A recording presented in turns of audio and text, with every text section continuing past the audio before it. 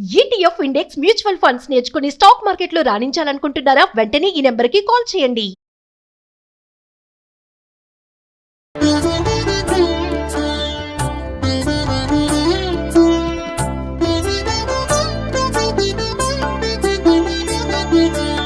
నమస్కారం. మాఘ పురాణం 22వ అధ్యాయంలోకి వచ్చాం.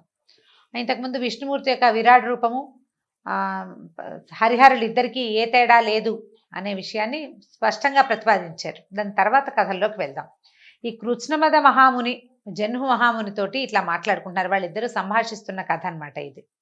ఏం చెప్తున్నారంటే, అశ్వమేధ యాగం చేసినవాడు, ఏకాదశి వ్రత నియమాన్ని పాటించినవాడు, మాఘమాస వ్రతం చేస్తూ ఏకాదశి వ్రతాన్ని పాటించినవాడు, వీళ్ళు అశ్వమేధ యాగం చేస్తే వచ్చేంత పుణ్యఫలితాన్ని పొంది తుదకి మోక్షాన్ని కూడా పొందుతారు.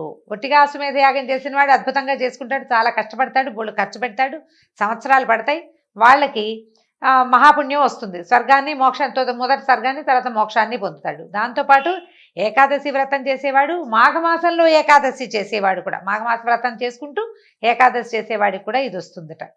ఏం చెప్తున్నారు? స్వర్గాధిపతి అయినటువంటి ఇంద్రుని పదవిని పొందుతారు. మాఘ ద్వాదశి నాడు బ్రాహ్మణులతో కలిసి పారణ చేయవాడు, అన్నదానం చేయవాడు పొందే పుణ్యం అనంతము అని కృత్స్నమద మహర్షి జను మహర్షితోటి చెప్తున్నారు. చెప్పేసరికల్లా జను అడిగారనమాట, అనేకమైన తిథులుండగా ఏకాదశి అన్నిటికంటే శుభప్రదమైంది ఎలా అయింది? అనేక అశ్వమేధ యాగాలు చేస్తే వచ్చే ఫలితం ఒక ఏకాదశితోటే ఎట్లా వస్తుంది? ఎవరైనా ఇట్లా చేసి ఇంత పుణ్యాన్ని పొందారా అని అడిగారు. అడిగితే అప్పుడు కృత్స్నమదులు ఇలా చెప్తున్నారు. పాపాన్ని పోగొట్టి ఆయురారోగ్యాలని, సంపదలను, పుత్రపౌత్రాభివృద్ధిని పొందినట్టు ఒక వ్రత కథని చెప్తాను వినమన్నారు. ఏమట? పూర్వము దేవాసురులు మేరు పర్వతాన్ని కవ్వంగాను, సర్పరాజు వాసుకిని కవ్వపుతాడుగాను చేసి క్షీర సముద్రాన్ని మథించారు. క్షీరసాగర మథనం కథ చెప్తున్నారండి. అప్పుడు ఏమైంది? దీన్ని 3 వరుసలుగా చుట్టారనమాట. వాసుకిని మేరు పర్వతానికి 3 వరుసలుగా చుట్టి దేవతల వైపు, రాక్షసులు ఇంకోవైపు పట్టుకున్నారు. చెరో పక్కన తోకకళ్ళు తలకళ్ళు పట్టుకుని లాగడం మొదలుపెట్టారు. ఇట్లా సముద్ర మథనం జరుగుతూ ఉండగా పద్మాసన అయినటువంటి లక్ష్మీదేవి క్షీర సముద్రంలో నుంచి పుట్టింది. చాలా పుట్టినాయి కదా, ఆ పుట్టిన వాటిలో అమ్మవారి సంగతి ముందు చెప్తున్నారనమాట. విష్ణువు ఆమెని భార్యగా స్వీకరించారు. అటు పిమ్మట ఉచ్చైశ్రవం అనే అశ్వము, కామధేనువు, కల్పవృక్షము, అమృత కలశము మొదలైనవి సముద్రం నుంచి వచ్చాయి. మహావిష్ణువు వాటిని ఇంద్రుడికి ఇచ్చారు. దేవదానవులు మళ్ళీ సముద్రాన్ని మథించారు. వాళ్ళకి ఏంటంటే అమృతం కావాలి, దానికోసం మథిస్తే ఏమైంది? విపరీతంగా ఒక హాలాహలం పుట్టుకొచ్చింది. దాంతో దేవతలు, రాక్షసులు భయపడి సర్వలోక శరణ్యుడైన శంకరుడి దగ్గరికి పరిగెత్తారు. ఆయన స్తుతించారు. నాయనా, నువ్వే మాకు దిక్కు, ఇక మాకెవరు లేరు అని చెప్పి ఈ భయపీడితులైన దేవదానవులతోటి స్తుతింపబడిన పరమేశ్వరుడు, పైగా ఏమిటైనా ఆర్తత్రాణ పరాయణుడు, దీనుల్ని రక్షించేవాడు శివుడు, ఆయన ఏం చేశాడు? ఆ విషాన్ని మింగి తన కంఠంలోనే దాచుకున్నాడు. కంఠాన్ని నల్లబరుచుకుని నీలకంఠుడై ప్రసిద్ధికెక్కాడు. అప్పుడు ఆ తర్వాత ఏమైంది? విషభయం తొలగిపోవడంతో నిశ్చింతులైనటువంటి దేవదానవులు మళ్ళీ సముద్ర మథనం చేశారు. ఈసారి చివరికి ఏమైంది? ఈ ధన్వంతరి బయటకు వచ్చాడు. ఆయన ఏం చేశాడంటే అమృత పాత్రని పట్టుకొచ్చేసరికల్లా వీళ్ళు ఏం చేశారు? ఈ సముద్ర మంథనం మానేసేసి ఎలాగైనా సరే దీన్ని లాక్కోవాలని ప్రయత్నం చేశారు. ఆయన ధన్వంతరి చేష్టలు దక్కి నుంచున్నాడు. లాగేసుకున్నారు, పాత్ర కోసం పరిగెడుతున్నారు, దేవతలు దానవులు కొట్టేసుకుంటున్నారు. తీవ్రమైన గగ్గోలు వచ్చింది అక్కడ. అప్పుడు మాయావి అయినటువంటి, మాయావి అంటే దుష్టు అర్థంలో తీసుకోకూడదు దీన్ని, మాయా స్వరూపుడైనటువంటి విష్ణుమూర్తి ఏం చేశాడట? మోహిని స్వరూపాన్ని తీసుకున్నాడు. జగన్మోహిని అవతారం. ఆమె రూపము అన్ని ప్రాణులకి నయనానందాన్ని కలిగిస్తుంది. మనోహరమైన ఆమె శరీరము, అసలు ఆమెను చూసేసరికల్లా ఒక రకమైన ఉద్రేకం, ఆమెను సొంతం చేసుకోవాలనిపిస్తుంది, లేదా ఆమెకు లోబడి ఉండాలనిపిస్తుంది. అలాంటి మాయా భావాన్ని కలిగించే మాయాస్వరూపం అనమాట జగన్మోహిని. ఆవిడ ముక్కు ఎలా ఉందట? వికసించిన సంపెంగలాగా ఉంది. నేత్రాలు మనోహరాలై విశాలంగా ఉన్నాయి. మృదువైన బాహువులు, పొడవైన కేశములు, తీగ వంటి శరీరము, సర్వాభరణ భూషితి అయి పచ్చని పట్టుచీర కట్టుకుని సౌందర్య రాశి ఆవిడ. ఆ అందానికి కళ్ళు తిప్పలేరు, కళ్ళు ఆర్పలేరు. ఆమె ఏది చెప్తే అది చేయటమే, సిట్టు స్టాండు చేయించేస్తుంది అనమాట ఆవిడ. ఎవరినైనా సరే అంత బాగా చేయగలదు. అక్కడి నుంచి చంచలమైనటువంటి ఆ కడగంటి చూపులతోటి ఆమె అందరికీ మోహాన్ని పెంపొందించింది. ఆకస్మికంగా సాక్షాత్కరించిన ఆ మోహిని వివాదపడుతున్నటువంటి దేవదానవుల మధ్యలో నుంచుని, ఓ దేవతలారా, ఓ దానవులారా అంటూ తీయగా మధుర స్వరంతో పిలిచింది. ఆమె రూపానికి పారవస్యం చెందినటువంటి వీళ్ళిద్దరూ, ఈ రెండు గుంపుల జనము, దేవతలు దానవులు కూడా, వీళ్ళని మహానుభావులు అనడానికి వీల్లేదండి. లోబడిపోయారు అంటే గుంపే, ఇంకా అది ఇంకా రెండో మాట లేదు. అయితే మంత్రముగ్ధులై వివాదాన్ని మానేసి ఆమె దగ్గరికి వెళ్ళి నిలబడ్డారు. ఆవిడ ఏం చేసింది, నేను మీ ఇద్దరికి మధ్యవర్తిగా ఉండి ఈ అమృత కలశంలోని అమృతాన్ని మీ రెండు వర్గాలకి సమానంగా పంచిపెడతాను అని చెప్పింది. దాంతో వాళ్ళు ఒప్పుకున్నారు. ఆమెకు లోబడిపోయారు. ఆమె సౌందర్యానికి, ఆమె తీయటి మాటలకి, హోయలకి లోబడి ఒప్పుకున్నారు. అప్పుడు ఏం చేశారు, రెండు వరసలుగా నుంచోబెట్టారు. ఎవరి వర్గాన్ని వాళ్ళు తీరి కూర్చోండి, బారులు తీరి కూర్చోండి అని చెప్పి మధుర స్వరంతో వాళ్ళకి నచ్చేలాగా చెప్పింది. అవి ఎవడో తెలియదు కదా, ఇప్పుడు ఫలానా అని తెలుసుంటే వాళ్ళ పక్షం మీ పక్షం అని పోట్లాడుకునేవారు. ఆమె ఎవరి పక్షమో ఎవరికీ తెలియదు.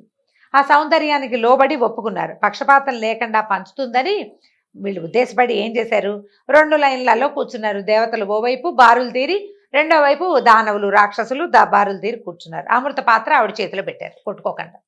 ఈవిడేం చేసింది, ఈ సమస్తమైన ప్రపంచాన్ని వ్యామోహపరిచే మహాసౌందర్యవతి అయినటువంటి జగన్మోహిని అమృత పాత్రని చేతితో పట్టుకుంది. నేర్పరిగా ఏం చేసింది, రెండు భాగాలు చేస్తున్నట్టుగా వాళ్ళకి అర్థమయ్యేలాగా చేసింది. ఒక భాగంలో అమృతము, రెండో భాగంలో సుర కళ్ళు దాన్ని ఉంచింది. ఉంచి ఏం చేసింది, రాక్షసులున్న వైపు సురని, దేవతలున్న వైపు అమృతాన్ని వడ్డిస్తూ ఎవరికి అనుమానం రాకుండా అటు ఇటు అటు ఇటు, వీళ్ళకి అమృతం పోస్తుంది, వీళ్ళకి సుర పోస్తుంది, మళ్ళీ ఇక్కడున్న వాడికి అమృతం, అటున్న వాడికి సుర చొప్పున పోస్తూ వాళ్ళకి అనుమానం రాకుండా, చివరి వరకు అనుమానం రాకుండా పంచడం మొదలుపెట్టింది. అయితే ఇది రాక్షసులు ఆమె సౌందర్యాన్ని కళ్ళతో తాగేస్తూ ఈ తాగుతున్న సురని అమృతంగా భావించారు. అమాయకులు అన్నమాట. చెవులకింపుగా ధ్వనిస్తున్న పాదాల అందెల్లరవళి, హస్తకంకణముల సుమధుర నాదాలు, వాటితోటి జగన్మోహిని దేవదానవుల మధ్య సవిలాసంగా మనోహరంగా తిరుగుతూ అమృతాన్ని వాళ్ళకి, సురని వీళ్ళకి వడ్డిస్తూ కొసరి వడ్డిచ్చేస్తోంది. దేవదానవులు దోసిళ్లలో పోయించుకుని ఇట్లా పోసుకుని తాగుతున్నారట దాన్ని, పాత్రల్లో పెట్టుకోకుండా. ఇంతలో ఏమైంది, రాక్షసుల పంక్తిలో కూర్చున్న ఇద్దరికి ఈ దేవతలు ఈ అమృతపానం చేసిన వాళ్ళ మొహాలు కళాకాంతులు పెరిగిపోవటము, తమ వాళ్ళేమో సురని పుచ్చుకుంటున్నారు కదా, అదే అమృతం అని భావిస్తున్నారు. తమ వాళ్ళల్లో ఎవరికీ వికాసము లేదు. ఇప్పుడు ఇంతవరకు ఇన్ని రోజుల నుంచి సంవత్సరాల తరబడి సముద్ర మథనం చేస్తున్న అలసట కూడా తీరట్ల. కానీ దేవతలు మాత్రం మొహాల్లో అలసట లేదు, దివ్యత్వంతో వెలిగిపోతున్నాయి. వాళ్ళకి అనుమానం వచ్చిందనమాట. గమనించారు వాళ్ళు. అనుమానం వచ్చి ఏం చేశారు, దేవతా రూపాలు ధరించి దేవతల వరుసలో కూర్చున్నారు. చల్లగా కూర్చునేసరికి మోహిని వీళ్ళని గమనించలా. దేవతలు అనుకుని వాళ్ళ చేతులు ఎందు అమృతాన్ని గరిటితో పోసింది. ఆ రాక్షసులిద్దరూ దాన్ని ఆత్రంగా తాగటంతో ఆమెకు అనుమానం వచ్చి చేసిన మోసాన్ని గ్రహించింది. జగన్మోహిని రూపంలో ఉన్న జగన్మోహనుడు తనను వంచిన రాక్షసుల నేర్పునకు విస్మితుడై చక్రాన్ని ప్రయోగించి వారి శిరస్సులను ఖండించారు. అయితే వాళ్ళు తాగిన అమృతాన్ని వాడి ఉదరంలోనికి పోలేదు, కానీ కంఠాన్ని దాటింది, గొంతు దాటిందనమాట. ఇందుచేత వారు చావు బతుకు కాని స్థితిలో ఉండిపోయారు. తర్వాత వాడేం చేశారు, చంద్రుడు మొదలైన వారు తర్వాత వరుసలో చంద్రుడు ఉన్నాడనమాట. ఆ తర్వాత గబగబా అమృతాన్ని తాగేశారు మిగిలిన వాళ్ళు. రాక్షసులకి జరిగిన మోసం అర్థమైంది. వాళ్ళలో తమలో ఇద్దరు అమృతం తాగకుండానే, అంటే తాగుతూ ఉండగానే చక్రంతో ఖండింపబడ్డం చూసేసరికి దుఃఖం, అయ్యో మేము ఇంత చేశాము, ఇంత కష్టపడ్డాము, వీళ్ళతో పాటు మేము కూడా చిలికేం కదా, ఇంత మోసం చేశారు అని ఏడుస్తూ హాహాకారాలు చేసి గోల్ చేశారు. దేవతలు రాక్షసుల్లో ఇద్దరు తమని, వీళ్ళకి భయం ఏంటి, ఈ రాక్షసుల గుంపులో ఇద్దరు మనని మోసం చేసి అమృతం తాగేశారు, ఎలాగరా అని దేవతలు భయపడ్డారు.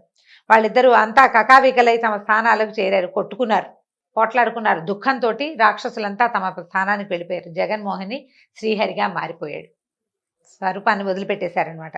చక్రంతో నరకబడి చావు బతుకులేని అయోమయ స్థితిలో ఉన్న రాక్షసులు, కేశవ ఈ చావు బతుకు కాని ఈ స్థితి మాకు దుర్భరంగా ఉంది, మా గతి ఏమిటి, మా ఆహారం ఏమిటి మాకు అని దీనంగా శ్రీహరిని ప్రార్థించారు. శ్రీహరి కూడా ఏం చెప్పారట, పాడ్యమి పూర్ణిమతో గాని అమావాస్యతో గాని కల సంధికాలము యందు సూర్యుని చంద్రుని భక్షింపుడు, అది మీకు ఆహారం అని పలికెను. ఆ రాక్షసులు ఆహారాన్ని చేరారు, ఆకాశాన్ని చేరిపోయారు, వెళ్ళిపోయారు. వాళ్ళ దారిని వాళ్ళు వెళ్ళి ఆకాశంలో కూర్చున్నారనమాట. ఈ సంధికాలంలో దాన్నే మనం గ్రహణం అనుకుంటాం కదా, సూర్యుడిని ఒకళ్ళు చంద్రుడిని ఒకళ్ళు మిగుతూ ఉంటారు. అప్పుడప్పుడు సంవత్సరంలో కొన్నిసార్లు మనం గ్రహణం అని భావిస్తాం. దాన్ని ఇలా చెప్తున్నారనమాట. ఇంద్రుడు మొదలైన దేవతలు అమృత కలశాన్ని తీసుకుని వెళ్ళిపోయారు. దేవతలు రాక్షసులు వాళ్ళ దారిని వాళ్ళు వెళ్ళిపోయారు. త్రిమూర్తులు ముగ్గురు ఎవరి ఇళ్ళకి వాళ్ళు వెళ్ళిపోయారు. అయితే ఈ అమృత కలశాన్ని సముద్ర తీరంలో ఉంచినప్పుడు 2 బిందువులు కింద పడ్డాయట. పడిన ఆ 2 బిందువుల నుంచి ఒక బిందువు పారిజాత వృక్షంగాను, రెండో బిందువు తులసి చెట్టుగాను పరిణమించింది. అయితే సత్యజిత్తు అని మా భూలోకంలో ఉన్న ఒక మానవుడు దానికి చక్కగా సేవ చేశాడు. ఆ 2 ముక్కలకి కుదుళ్ళు కట్టి చక్కగా వృద్ధి చేశాడు. ఈ 2 మొక్కలు ఉన్న చోట ఒక మనోహరమైన పెద్ద పువ్వుల తోటగా పరిణమించిందట కాలక్రమంలో. అయితే ఇతను సంరక్షణ బాగా సత్యజిత్తు చాలా సంరక్షణ చేశాడు. వాటికి చక్కటి దోహదంగా బాగా పెరిగినాయి అన్నమాట మొక్కలు. అతను ఆ మొక్కలకు నీరు పోసి పెంచుతూ పారిజాత పుష్పాలను, తులసి దళాలను దేవాలయాల్లోకి ఇచ్చి జీవిస్తూ ఉండేవాడట. పారిజాత వృక్షం పెద్దదై పుష్ప సమృద్ధమై నయనానందకరంగా ఉంది. తులసి కోమలములైన దళాలతో అందంగా కనపడడం మొదలుపెట్టింది. ఇంద్రుడు ఒకనాడు రాక్షస సంహారానికి పోతూ వారిని చూసి పారిజాత పుష్పాలని దేవతా స్త్రీలకు ఇవ్వాలని తలచి పారిజాత పుష్పాలని కోసుకుని స్వర్గానికి తీసుకెళ్లాడట. శచీదేవి మొదలైన దేవతా వనితలంతా పారిజాత పుష్పాలను చూసి చాలా సంతోషించారట. మనోహరమైన ఈ పువ్వులు చాలా అందంగా ఉన్నాయి, చాలా ఘుమఘుమగా ఉన్నాయి, ఈ పువ్వులు మాకు రోజు కావాలని కోరారు. అప్పుడు ఇంద్రుడు ఏం చేశాడంటే ఒక గుహ్యకుడిని, అంటే గుహ్యకుడు అంటే యక్షులని గుహ్యకులు అంటారు, పంపించి భూలోకం నుంచి పారిజాత పుష్పాలను వృక్ష యజమానికి అడగకుండా, అంటే ఆ చెట్టు ఎవరిది, సత్యజిత్తు పోషిస్తున్నాడు, రోజు ఆ గుహ్యకుడు ప్రతిరోజు కోసుకొని వెళ్ళిపోయేవాడు అనమాట. పువ్వులు తగ్గిపోతూ ఉండటం చూసుకుని సత్యజిత్ ఏం చేశాడు, దొంగని పట్టుకోవాలనుకున్నాడు. తోటలో ఒక రాత్రిని పుట్ట దాక్కున్నాడట.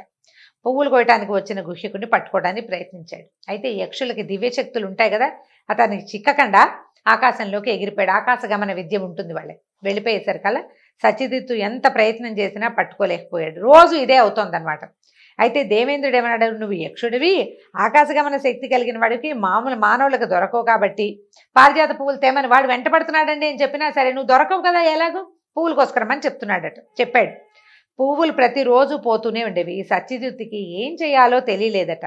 దాంతో ఏం చేశాడు, ఎలాగైనా ఈ పువ్వుల దొంగని పట్టుకోవాలని శ్రీహరి పూజా నిర్మాల్యం, అంటే కొన్ని పువ్వులు కోసుకెళ్తున్నాడు, మిగిలిన పువ్వులని తులసి పట్టుకెళ్ళి విష్ణు పూజకి ఇచ్చేస్తాడు దేవాలయంలో. పూజ నిర్మాల్యం అవుతుంది కదా మర్నాడు పొద్దుటికి.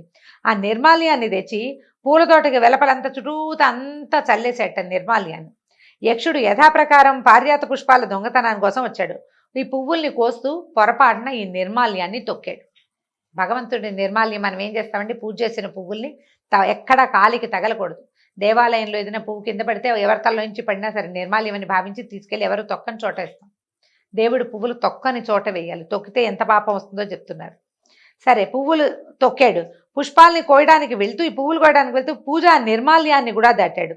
దానివల్ల ఫలితంగా వాడి దివ్యశక్తులతో పాటు ఆకాశగమన విద్య కూడా పోయింది. విద్యలు పోగొట్టేసుకున్నాడంటే స్వశక్తిని కోల్పోయాడు అని అర్థం అనమాట. కోల్పోయేసరికి నేల మీద కూడా సరిగ్గా నడవలేక కుంటుతున్నట్ట. దాంతో యక్షుడు ఎంత ప్రయత్నించినా అక్కడి నుంచి వెళ్ళలేకపోయాడు. తర్వాత జరిగింది తెలుసుకున్నాడు. అతనికి అర్థమైంది. సత్యజిత్ ఏం చేశాడు అని పట్టుకుని, నువ్వు ఎవడివి, నిన్నెవరు పంపారు, మా పువ్వులు ప్రతిరోజు ఎందుకు అపహరిస్తున్నావో చెప్పమని గద్దించి పోట్లాడాడు. యక్షుడు ఏమని చెప్పాడంటే, నేను యక్షుడిని, గుహ్యకుడిని, ఇంద్రుడి సేవకుడిని, ఈ పువ్వుల్ని అపహరించి నేను రోజు దొంగతనం చేశాను, తీసుకెళ్ళి ఇంద్రుడి వాళ్ళ ఇంట్లో ఇస్తున్నానని చెప్పాడు. ఈ ఇంద్రుని ఆజ్ఞతోటి చేశాను, కానీ బుద్ధిశాలివైన నీకు దొరికిపోయాను నాయనా అని చెప్పాడు. సత్యజిత్తు ఏమీ మాట్లాడకుండా ఇంటికి వెళ్ళిపోయాడు. ఇంద్రుడికి ఎదురెవరు వెళ్తారు, దొంగ ఎవరో పట్టుకోవాలనుకున్నాడు, వీడు గుహ్యకుడు అని తెలిసింది, కానీ అతనికి ప్రతిక్రియ ఏం చేయాలో సత్యజిత్తుకు తెలియదు. ఇంద్రుడికి ఏం చేయాలో ప్రతిక్రియ అసలు తెలియదు. దాంతో నిశ్శబ్దంగా ఇంటికి వెళ్ళిపోయాడు. ఇంద్రుడి సేవకుడైన యక్షుడు 3 రోజులు బందీ అయిపోయి ఆ తోటలోనే ఉండిపోయాడు. అతను నడవలేకపోయాడు, అక్కడే ఉండిపోయాడట. దీంతో మనం 22వ అధ్యాయం పరిసమాప్తం అండి. తర్వాత కథ ఏం జరిగిందో రేపటి అధ్యాయంలో తెలుసుకుందాం. నమస్కారం.